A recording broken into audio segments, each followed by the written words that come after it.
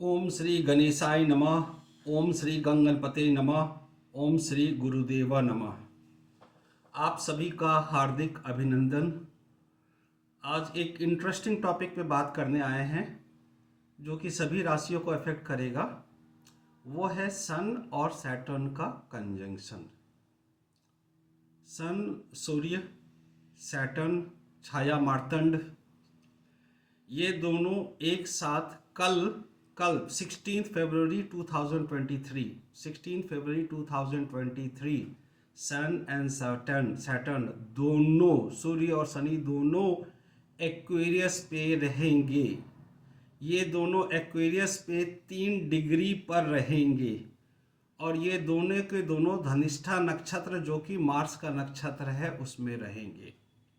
शनि की गति स्लो है तो वो धीरे धीरे काफ़ी धीरे चलता है। वो मार्च 2025 तक एक्वेरियस में ही रहेगा। सन सूर्य यहाँ 1 महीने के लिए है। अब ये जो कंजंक्शन है ये काफ़ी सिग्निफिकेंट होता है। ये काफ़ी सिग्निफिकेंट होता है। अब हमारे पास 4 कीवर्ड है, एक सन, एक सैटर्न, एक एक्वेरियस और एक धनिष्ठा।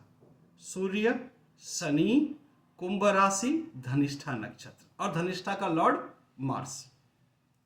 अब हम इसको एक एक करके समझते हैं कि इसका एस्ट्रोलॉजी में क्या महत्व है। फिर हम आपकी इंडिविजुअल राशि के बारे में भी थोड़ा सा बात करेंगे। इसको 2 एस्पेक्ट से देखिए, एक तो एस्ट्रोलॉजिकल और एक माइथोलॉजिकल। पहले मैं एस्ट्रोलॉजिकल बताता हूँ। सन क्या है? सन हमारे एस्ट्रोलॉजी में रिप्रेजेंट करता है फादर को। सन रिप्रेजेंट करता है अथॉरिटी को। सन रिप्रेजेंट करता है गवर्नमेंट, सरकार को। सन रिप्रेजेंट करता है सेल्फ को। सन रिप्रेजेंट करता है ईगो को। सन ऑल्सो रिप्रेजेंट्स इंडिविजुअलिटी। मेष राशि में सन उच्च का होता है, मेष राशि में, एरीज में। और ये जो धनिष्ठा नक्षत्र है ये नक्षत्र मंगल का ही है। एरीज का भी लॉर्ड मार्स है। तो सूर्य और मंगल जो है वो एक अच्छे दोस्त है। अब हम बात करते हैं शनि का। शनि क्या रिप्रेजेंट करता है? शनि रिप्रेजेंट करता है रिस्पॉन्सिबिलिटी। शनि डिमांड करता है डिसिप्लिन।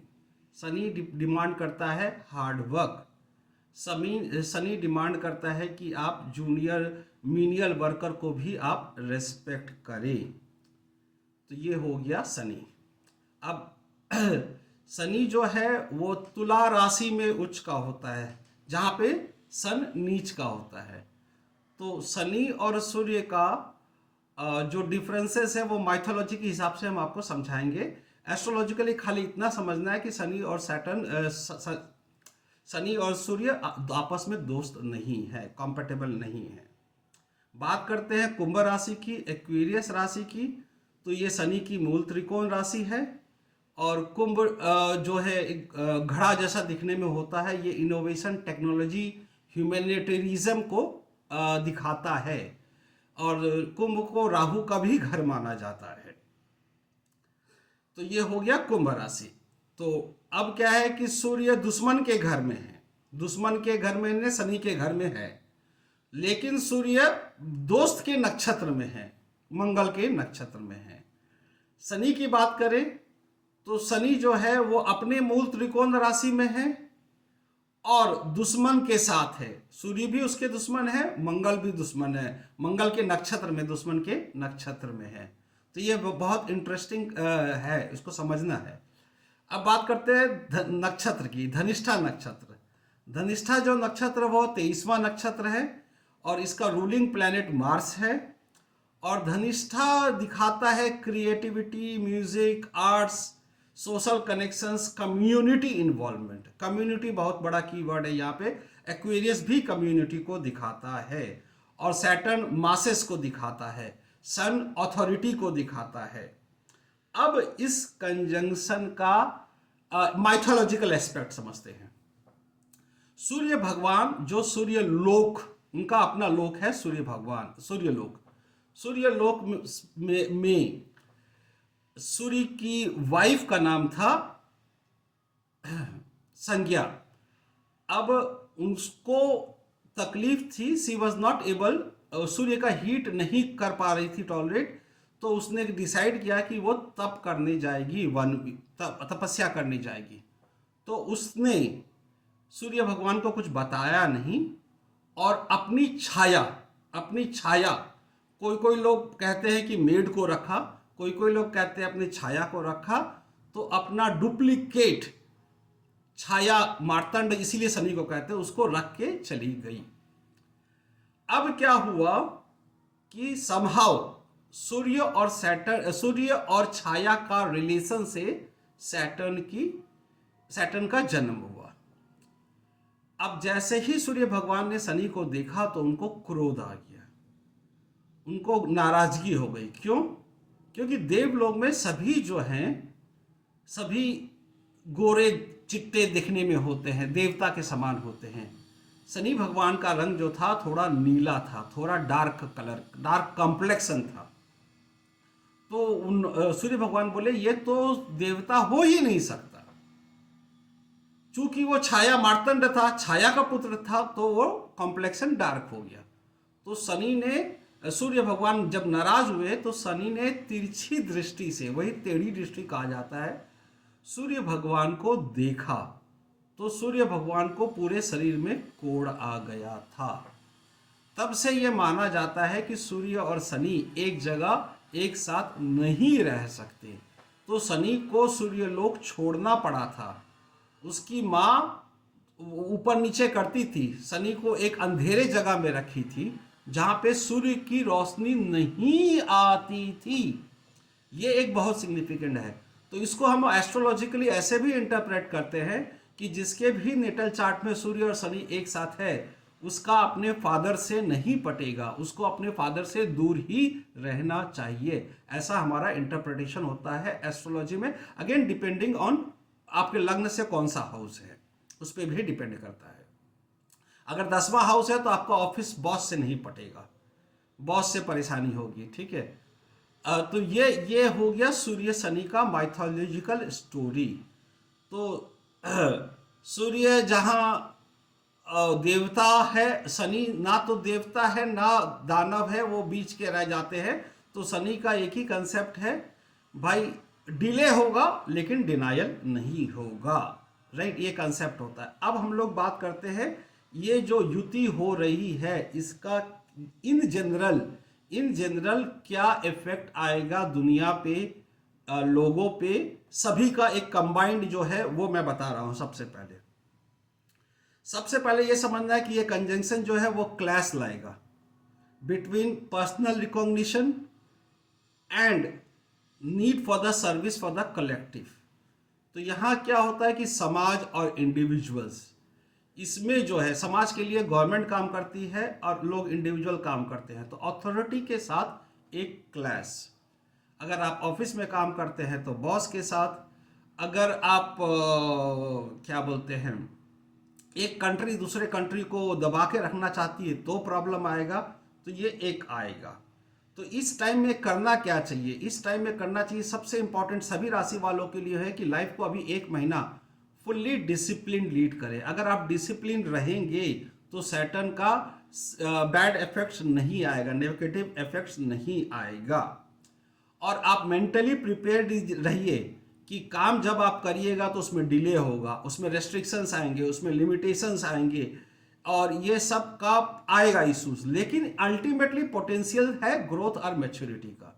तो काम आपका ग्रो करेगा, मैच्योरिटी स्लो होगा लेकिन होगा। इसके लिए आप प्रिपेयर रहिए। अब क्या है कि शनि और सैटर्न के साथ धनिष्ठा नक्षत्र मार्स भी आ गया, तो क्या होगा? तो इसमें क्या है कि एक जो है ना थीम, दो अलग थीम हो गया। क्या थीम हो गया? Shani slow slow slow, Shani Shani Shani, Mars attack and finish, right. तो मार्स, शनि मार्स के घर में, मार्स बोल रहा अटैक एंड फिनिश, शनि बोल रहा होल्ड ऑन। तो ये जो है ना दुविधा, ये डिस्प्यूट बहुत प्रोमिनेंटली दिखेगा। तो अब बट दूसरा दो एनर्जी भी है। शनि की फास्ट एनर्जी है, सही, मार्स की फास्ट एनर्जी एग्रेसिव एनर्जी है, सैटर्न की स्लो और पावरफुल एनर्जी है, ये दोनों एनर्जी का समागम, ब्लेंडिंग अल्टीमेटली अच्छा होगा। एक यूनिक ब्लेंड है, उस ब्लेंड को आप कैसे यूज करें उस पे आप पे डिपेंड करता है। अब हर जगह जो आदमी विद पावर है, जिनके पास पावर है, उनका अथॉरिटी चैलेंज होगा, उनका लीडरशिप चैलेंज होगा सोशल वेलफेयर में। तो लीडर्स को भी केयरफुल रहना है, जो चैलेंजर है उसको भी केयरफुल रहना है। मेरे हिसाब से discipline and taking a back seat is important. अब जो है हर राशि में अलग अलग इम्पैक्ट आएगा, तो हम बात कर लेते हैं कुछ कुछ इम्पॉर्टेंट जिनके लिए ये 80% पॉजिटिव रहेगा, 20% नेगेटिव रहेगा।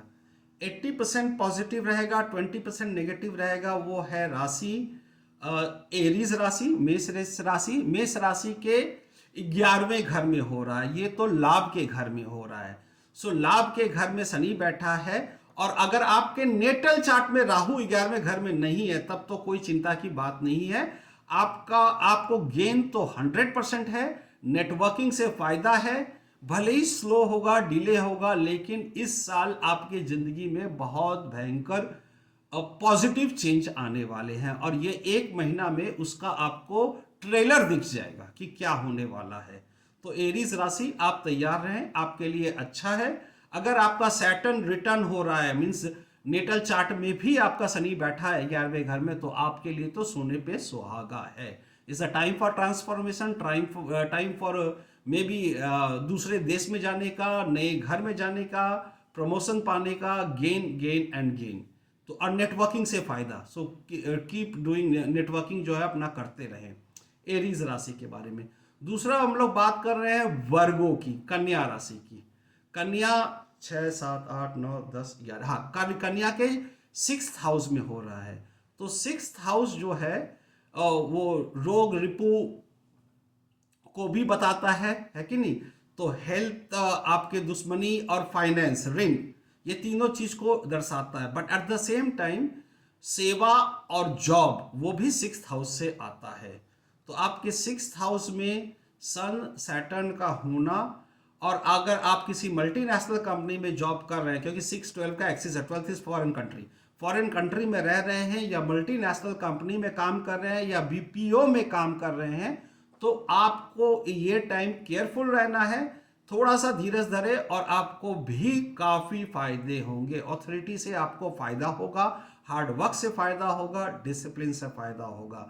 तो वर्गो कन्या के लिए भी बहुत अच्छा है। तीसरी राशि जिसके लिए 80% प्रॉफिट होगा, 20% लॉसेस है, 80% फायदा है, वो है धनु राशि। धनु राशि सेजिटेरियस। धनु राशि के तीसरे घर में 9, 10, 11, तीसरे घर में शनि अपने मूल त्रिकोण में बैठ के मंगल के धनिष्ठा नक्षत्र में है, साथ में सूर्य भगवान भी है। एक महीने के लिए शनि यहाँ अभी रहने वाले हैं 2025 के मार्च तक। तो ये एक महीना आपको जो पूरा साल का ट्रेलर दिखने वाला है, तो आपको 3rd हाउस के एक्टिविटीज, आपको ऑनलाइन की एक्टिविटीज, आपको शॉर्ट डिस्टेंस ट्रैवलिंग से, आपको छोटे भाई बहनों से, आपको नेबर से, ये सब से आपको, आपका ऑनलाइन बिजनेस चल रहा है, यूट्यूब बिजनेस चल रहा है, आपके लिए बहुत अच्छा है। तो ये सारे एस्पेक्ट्स जो है 3 और 9, 9 इस भाग्य, भाग्य आपका साथ जबरदस्त साथ देगा। और आपका भाग्य स्थान का लॉर्ड भी सन होता है, तो भाग्य स्थान का लॉर्ड आपको डायरेक्टली सन या तीसरे से बैठ के 9वें घर में देख रहा है, तो भाग्य भी खुलेगा। तो ये सैजिटेरियस के लिए भी बहुत अच्छा होगा। अब बात करते हैं किनके लिए खराब होगा, किनके लिए थोड़ा सा केयरफुल रहना है, 80% नेगेटिव होने का चांसेस है। तो उसके लिए जिसका 9, 10, 11, 8, 9, 10 आ रहा है, तो 10वां घर टॉरस का आ रहा है। टॉरस वालों को ऑफिशियल प्रॉब्लम्स हो सकते हैं, ऑफिस में हो सके तो वर्क फ्रॉम होम करिए, अगर ऑफिस जाए तो बॉसेस के साथ क्लैश अवॉइड करना है टॉरस वृष राशि को। दूसरा है जेमिनाई। जेमिनाई के भाग्य स्थान में हो रहा है, तो आपको अपने फादर से, अपने फैमिली से थोड़ा सा संभल के रहना है, अननेसेसरी फाइट नहीं पिकअप करना है। फिर आता है कैंसर। कैंसर हाँ, कैंसर का 8वें घर में हो रहा है। जो भी कैंसर राशि वाले हैं उनके 8वें घर में ये हो रहा है। तो 8वां घर मिजरी का है। 8वां घर में शनि खराब भी है और अच्छा भी है, इन द सेंस की लंबी आयु देता है। तो अगर सैटर्न रिटर्न हो रहा है तब तो आपके लिए ठीक है। अगर सैटर्न रिटर्न नहीं हो रहा है तो आपको थोड़ा केयरफुल रहना चाहिए। अननोन चीज़ों से कुछ मिजरी, कुछ कष्ट होने की संभावना है। बाकी जो भी 6 राशि बचे हैं उनके लिए 50-50% है। 50% पॉजिटिव है, 50% नेगेटिव है। बट जो भी है, डिसिप्लिन में रहना काफ़ी जरूरी है सभी के लिए। At least this 1 month, at least this 1 month अगर डिसिप्लिन में नहीं रहिएगा तो प्रॉब्लम होगा, राइट। क्योंकि आज तो कल 3-3 डिग्री है। सैटर्न और सन दोनों एकदम टाइट में है। शनि अस्त हो रखा है। बट धीरे धीरे सन का डिग्री ऊपर होगा। शनि तो बहुत स्लो रहेगा। तो अल्टीमेटली शनि थर्ड हाउस को, शनि एक्वेरियस को रूल करेगा, इस हाउस को रूल करेगा। और अगले महीने 15 तारीख को सन तो चला जाएगा, ठीक है। तो ये एक ओवरऑल सैटर्न सन की कंजंक्शन के बारे में मैंने आपको बताया।